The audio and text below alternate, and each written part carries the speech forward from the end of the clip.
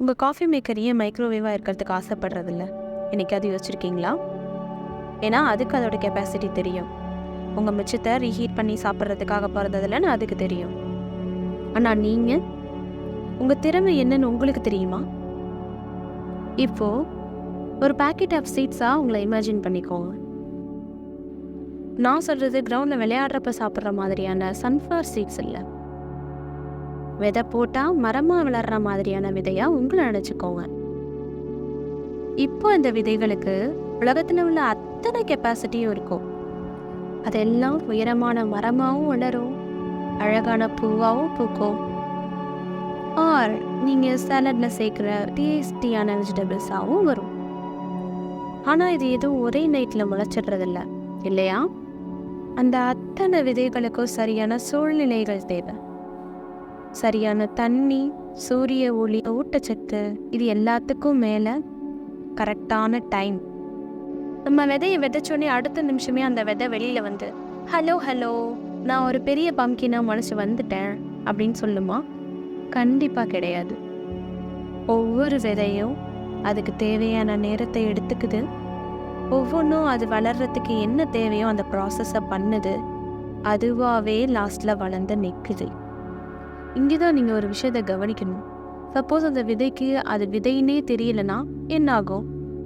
அதற்கு மாறா அது தன்னை ஒரு கல் நினச்சிக்கிச்சுன்னா வாட் ஹேப்பன்ஸ்? இப்போ பிரச்சனையே நமக்கு என்னன்னா, அந்த விதை தன்னை பாறையாக நினச்சா அது எப்படி மரமாக மாறும்?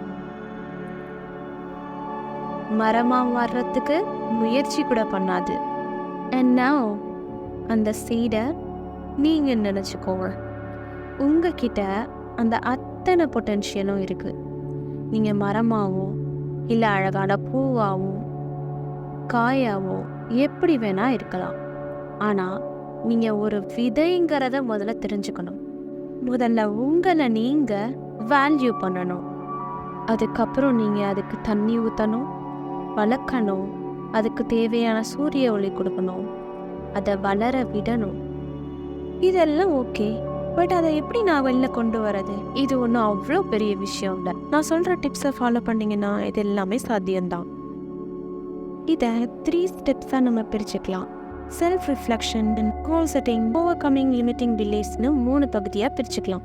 செல்ஃப் ரிஃப்ளெக்ஷன் பற்றி தெரிஞ்சுக்கணும்னா முதல்ல நீங்களே உங்களை டீப்பாக கொஷின் பண்ணிக்கோங்க.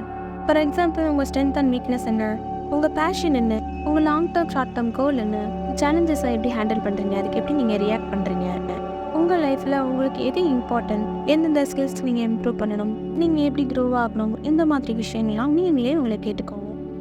இந்த ப்ராக்டிஸை எக்ஸ்ப்ரெஸ் பண்ணுறதுக்கு ஏதாவது ஒரு மெத்தடை சூஸ் பண்ணிக்கோங்க. சில பேர் ஜேர்னல்ஸ் எழுதுவாங்க, இன்னும் சில பேர் வாய்ஸ் ரெக்கார்டர்லாம் யூஸ் பண்ணி சத்தமாக அதை எக்ஸ்ப்ரெஸ் பண்ணிப்பாங்க. நீங்கள் கோல் செட் பண்ணுறப்போ ரொம்ப ஸ்மார்ட்டாக செட் பண்ணணும். ஸ்பெசிஃபிக்காக டைம் டியூரேஷனோட உங்கள் கோல் செட்டிங் அச்சீவபிளாக இருக்கிற மாதிரி பார்த்துக்கணும். நீங்கள் செட் பண்ணியிருக்க கோலில் ப்ரோவாக அவங்கள அப்டேட் பண்ணிக்கிறதுக்காக ஒரு மென்டர்ஷிப்பை தேடுங்க. ஸோ தட் அவங்களோட கைடன்ஸோட உங்களோட சக்ஸஸ்ஃபுல் பாத்தை நோக்கி நீங்கள் போகலாம். நம்மளால இவ்வளோ தான் பண்ண முடியும் அப்படின்னு நீங்களே ஒரு நம்பிக்கையை குறைச்சிக்காதீங்க. உங்களோட செல்ஃப் கான்ஃபிடென்ஸை அதிகப்படுத்துறதுக்கு என்னெல்லாம் பண்ண முடியுமோ அதெல்லாம் பண்ணுங்கள். இதெல்லாம் பண்ணுறப்போ உங்களோட மைண்ட் செட்டே உங்களோட பிக்கஸ்ட் ஸ்ட்ரென்த்தாக மாறிடும். எப்போதும் உங்களையும் உங்ககிட்ட இருக்க கெப்பாசிட்டியும் நீங்கள் முதல்ல நம்புங்க. நான் சொன்ன மாதிரி செல்ஃப் எக்ஸாமைன் பண்ணுங்கள். உங்கள் கோல் என்னவோ அதை பற்றி கண்டினியூஸாக லேர்ன் பண்ணிக்கிட்டே இருங்க. மோஸ்ட் இம்பார்ட்டன்ட்லி நீங்கள் செட் பண்ணுற டைம் டியூரேஷனுக்குள்ளே உங்கள் கோல் அச்சீவபிளாக இருக்கணும். And don't forget that you are a seat. உங்கள் டேலண்ட்டை கண்டுபிடிச்சி உங்கள் ட்ரீம் அச்சீவ் பண்ணுறதுக்கு என்னோட பெஸ்ட் விஷஸ். பாய்.